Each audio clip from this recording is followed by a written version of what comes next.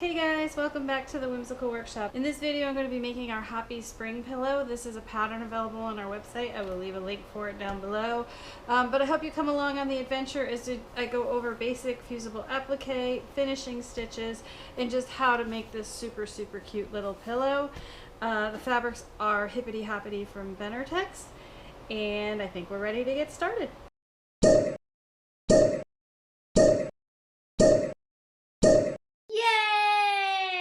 So a little bit about our Hoppy Spring pillow. This pillow was designed for our Sunday Sew Along group, which is part of our Facebook group called Heidi's Quilting Help Desk. So if you are on Facebook and interested in joining our group, please hop on over and join us. But this is the project for March. I try to do one project a month. It's a $5 class, which includes the pattern. And we just learn new techniques, new projects, new styles, and I am even going to throw in some different types of crafts in the future. So, for the Hoppy Spring pillow, I am using Hippity Hoppity, which is a fabric line from Benartex, and it is just an absolutely adorable group. So I wanted to share it with you because I also have another quilt coming up using this group because I loved it so much. First, there are the pastel dots. We have the blue, the pink, and the multi, and then we also have the green and the purple. Lots of things you could just do with the dots. They don't even have to be in an Easter quilt. And then I love their color weave basics. I'm using the white for the bunny and I'm using the orange for the carrots. And then in the group itself we also have this sweet little Easter eggs, the butterflies. This is all the characters, the chickadees, the rabbit, the sheep, the butterflies. Here's just the happy sheep, happy bunnies, butterflies.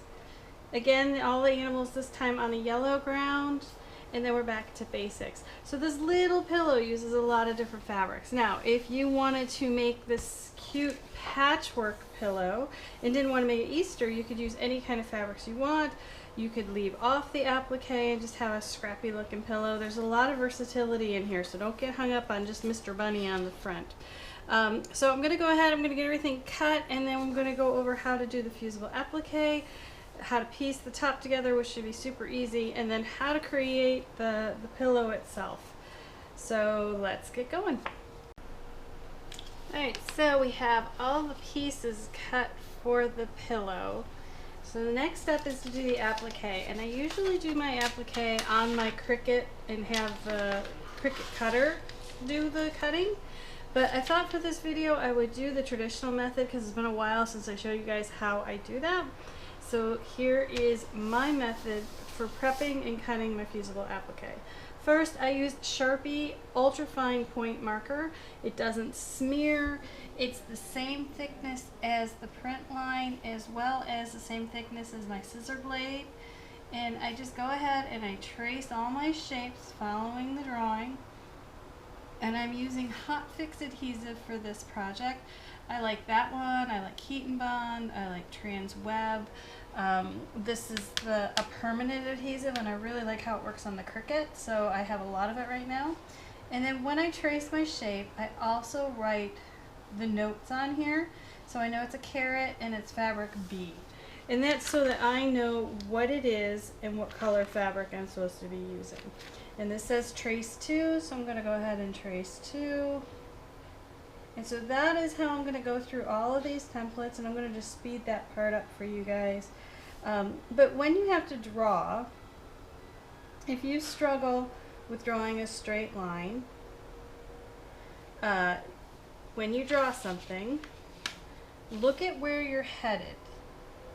Don't look at the pen tip, don't look at where you've been. Look ahead. So I'm drawing here and I'm kind of looking you know, a half inch ahead of myself. It takes a little bit of practice, but the more you draw that way, the more steady your drawing lines will be.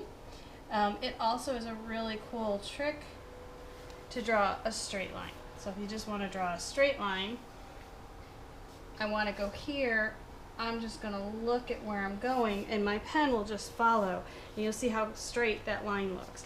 I learned that in drafting, so that's a college thing. So just a tip, has nothing to do with quilting, but you may enjoy it. All right, so I'm gonna, like I said, I'm just gonna go ahead, I'm gonna speed this up, but I'm gonna keep tracing all of my shapes. And one other note before I do that is if you're not on the line perfectly, no one's gonna know. This is just a guideline. So, you know, if you're a little off, it's not a big deal. All right, so on to the speed round.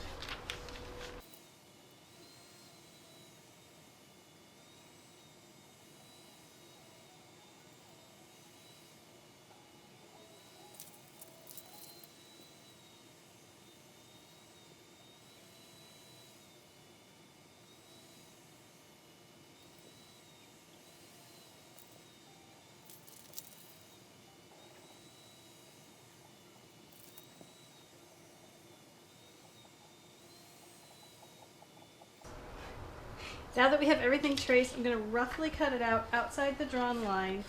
And if they're the same color, I'm just going to keep the two pieces together. And that is so that it's just a little easier to press onto the fabric. You don't have a million little pieces floating around.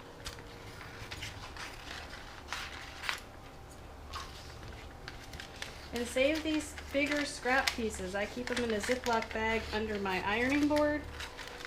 And when you have a little project like this, if I had little scraps, I could have traced everything on scraps except for the bunny hat, for the bunny head, because this stuff's expensive, so you don't want to waste it if you can use it. So I do keep the big chunks.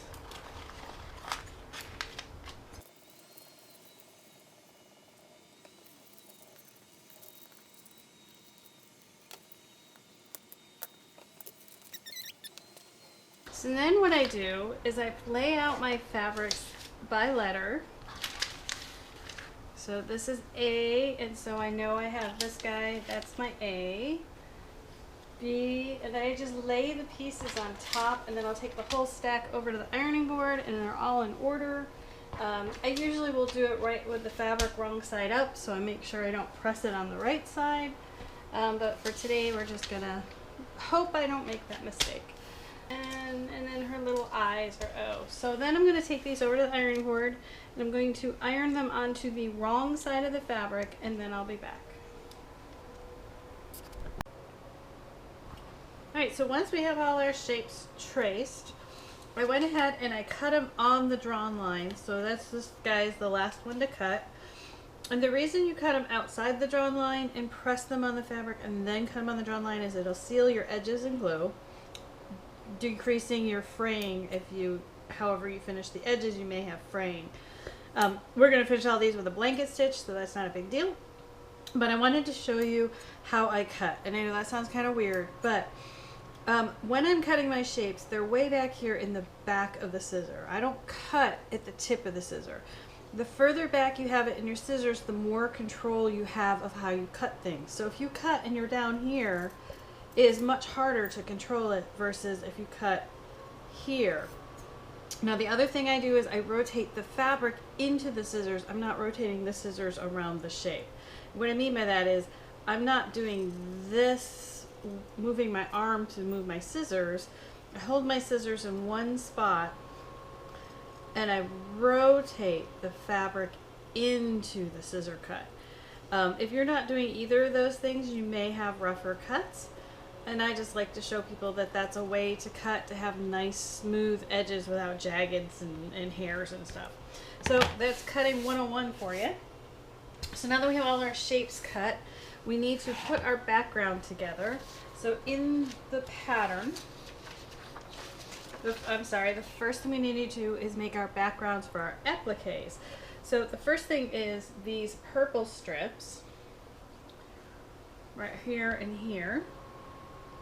They get a carrot and a top, and I'm pressing the top on top of the carrot to kind of give it that dimension of the carrot being more rounded on top. So if you don't like that, you can certainly do it that way. But we're going to go ahead and we're going to fold these in half to find the center. Anytime you have to position stuff on your applique, it helps to just find the center lines. And then you can decide if you want to center it on those lines or use the lines as a guide to go left, right, back and forth. So next we need to remove the paper from our applique. We're going to take a straight pin and scratch it to create a scratch and peel. Or crack and peel, I should say, not a scratch and peel. And I'm going to take this over to the ironing board and iron these pieces on. But I'm using the center line as my guide, and you always want to make sure you're at least 1/4 inch away from your sides because that's your seam allowance. So that's what it looks like. And I'm actually going to shift this up a little so it looks like it's more centered on the square. So just like that. So I'm going to go ahead and iron that one, and I'll repeat and iron that one. Now for the bunny rabbit, move these out of the way. The bunny rabbit uses the big E square, and then we're going to use F and G. So this is G, and F is this little green bunny. And then I'm going to sew this to this, and then sew that to that. I will press it, and then we'll be able to build our rabbit. I am going to go ahead and build the rabbit first on an applique pressing sheet, so let me get it set up for that so you can see how that works. Alright, so I just recorded this whole section without turning on my camera, so we're going to walk through it again, but some of the parts have been done, so let me show you what we've done. So first we've assembled our bunny, and before I assembled the bunny, there was a drawn smile on the paper, and I transferred it to the front with a chalk pencil before I pulled the paper off of the bunny head. So that was the number one thing. Then I went ahead and I have used an Appli-fuse pressing mat, and I put my piece background for the bunny underneath the sheet so that I could position the body. You need to be able to make sure you can see the bottom of the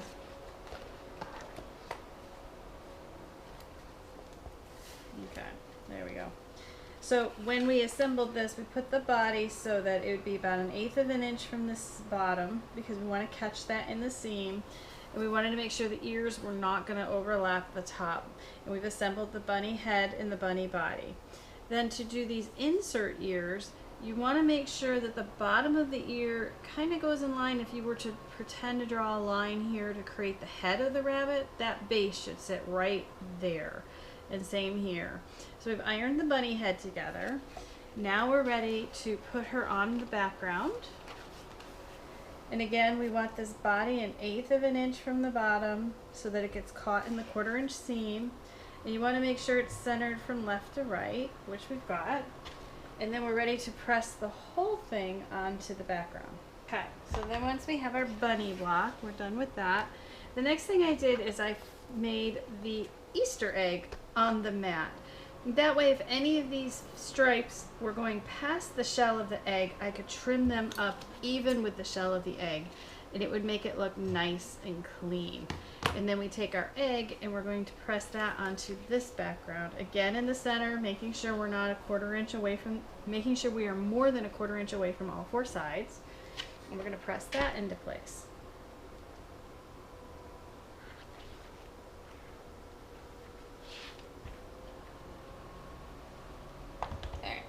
Now to assemble our pillow, we've got our bunny block, and we're going to go ahead and get the pillow top done, and then I'm going to go through and finish all the edges. It's so small, there's no need to do each individual segment.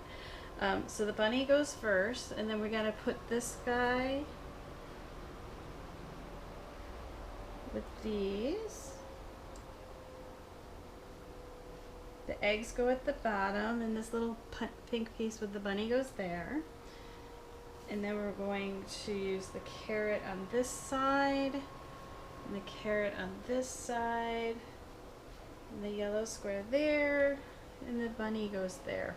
So I'm going to piece these two together, piece this into a column, and piece this into a column, and then I'll sew the 4 columns together to make the pillow top. And then we'll be back to pick our threads and do the stitching on the applique. So be right back. Alright, so we have our pillow top all finished, and it's time to finish the edges of our applique shapes. And I've gone ahead and picked some of my favorite Aurifil threads to do this, and I have a different approach for this one. So usually I always stitch white and white and black, and I try to get the colors as close as possible to the fabrics. In this case, everything is so soft. You probably can see that on the camera here. This is very, very soft, and it's kind of hard to see the differentiation between the nose and the face and the body. So for what I'm going to do on this one is I'm going to, for the bunny nose, ears, and body, I am just going to do it in a light pink. And then over here on the egg, I'm going to do the same thing. I'll do the stripe in pink and the white of the egg in pink. The pink will help it just sort of differentiate it and give it some outline without being in your face. And of course I'll use black on the eyes.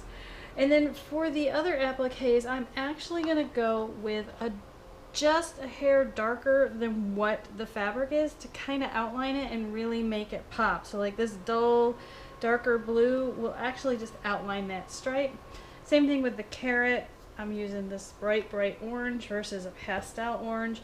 But if you want to see how things are going to look, audition your threads by opening them up and just putting one thread across your shape and see, okay, how will that look on it? Is it going to be overwhelming, or will it do what I want it to do? So in this case, these are the colors I'm going to use, and they are going to outline and brighten without overwhelming. So we've got orange, pink, purple, green, blue, and black. So those are my colors. So I'm going to go ahead and step over to the sewing machine and finish the edges on the applique, and we need to embroider the mouth, which I'm going to embroider in black. I know that might be a little bit harsher, but it'll match the eyes, and I think that'll be okay. So let's go see how that works. Okay, so now we're over here at the sewing machine. I am sewing on the Bernina 570. I have only had this machine about a month, so I am still learning all the bells and whistles and how it handles. So if my stitching seems like I'm a drunk driver, that would be because I'm still learning this machine. I've picked all the threads, I showed you those, but the one thing I didn't show you is I'm going to put 50 weight pearl gray Aurifil in my bobbin for all of the colors and try that. Because the thing about these Berninas is the bobbins for them are huge. They hold a ton of thread. And I have 1, 2, 3, 4, 5, I have 6 thread changes in this, and I really don't want to fill up 6 bobbins for this little tiny pillow. So I'm going to try using a neutral gray in the bobbin and change the top colors. If my tension is set up right on the machine, which I hope it would, it's a brand new machine, we shouldn't have an issue. So we're going to try that. The foot I am using is the 20C foot. This is the open toe, or open embroidery foot is the correct term. I call it the open toe foot, because you want to be able to see everything that's going on here. You don't want a plastic piece here, you don't want a bar here, you just want it totally open. When I teach applique out on the road, back when I used to do that before the pandemic, I would always tell people to get this foot, and they would come with their other feet, and even I, as the teacher trying to teach this, did not do very well when there's a bar or even a plastic piece in the front. So, without further ado, we're going to go ahead and get started. I've loaded the light pink in because that is what most of this is being stitched in, and I'm going to go ahead and start on the body, and I'm going to start right here. I'm going to go up, I'll go all the way around the head, and then I can catch this part of the body here, and then we'll travel in to do the nose and the inner ears. So, to get started, this machine does a knot at the beginning, so I don't have to worry about it. My needle position is in the center, and there is a small point line on the foot that I'm going to run right along the edge of my fabric. So I don't have to do the any kind of securing stitch, because this machine will automatically do it. If you do not have that feature, you may want to reverse stitch, or just use a knot feature on your machine to knot that first stitch. So here we go. And you want to go slow and steady. And again, I'm using a pearly pink on the white to kind of give it some outline and definition. Normally I use white on white, but I thought it'd be pretty to have some pink on here and kind of give it some punch. And I also have on this machine, you don't have to raise your foot up. it'll automatically raise this foot slightly so I can pivot around things anytime my needle position is in the down position. So if you have the needle down function on your machine, make sure you use it no matter what machine you're on. But the cool thing about the 570 is that this is raised up slightly so I can turn it without having to lift my foot. Now on my 20-year-old machine, there was a lever back here, and I would sit there and lift the foot, pivot, lift the foot, pivot. It was fine. I did it that way for 20 years, but now I've got this handy feature that raises the foot, which is like a super seller for me on this thing. So we're just going to go around the bunny head, and I'm just going to speed this up for you so you don't have to sit here and watch it in real time, and then we'll move on to the next shape.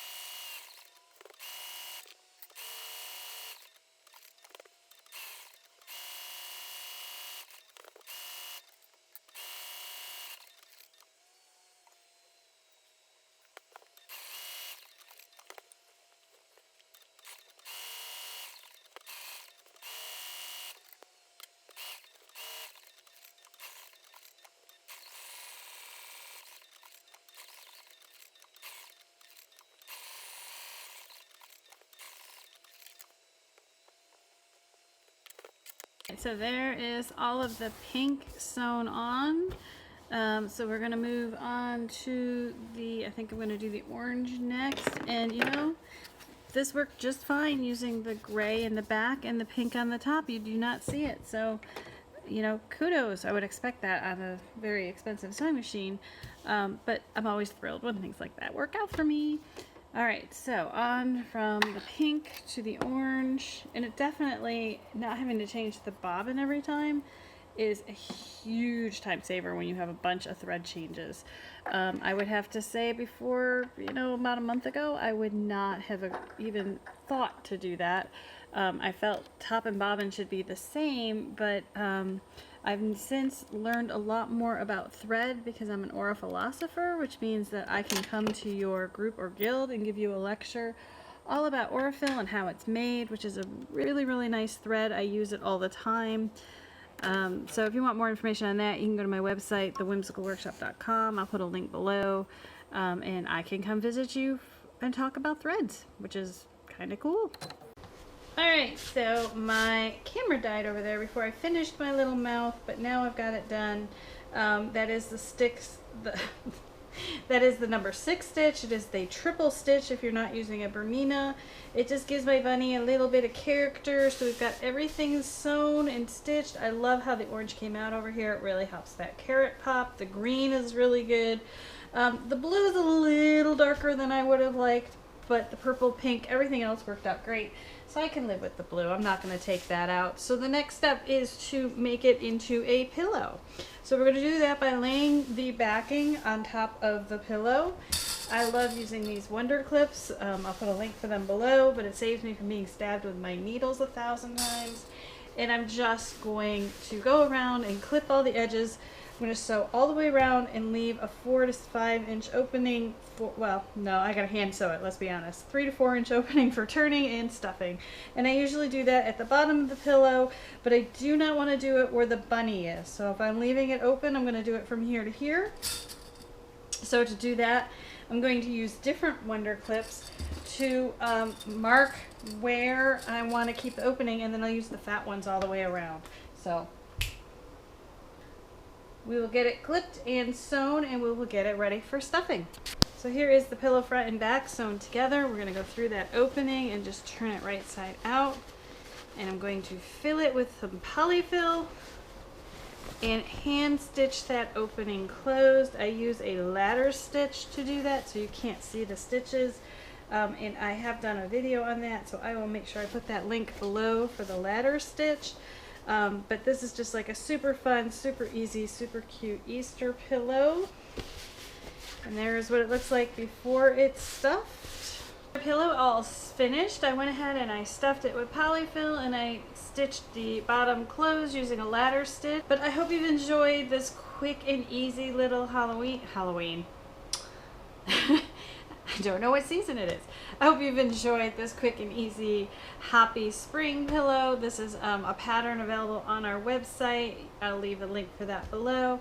But it was really fun to make. I like making these little projects. Let me know in the comments below if you'd like to see more small projects or if you'd like to see the bigger quilt tutorials.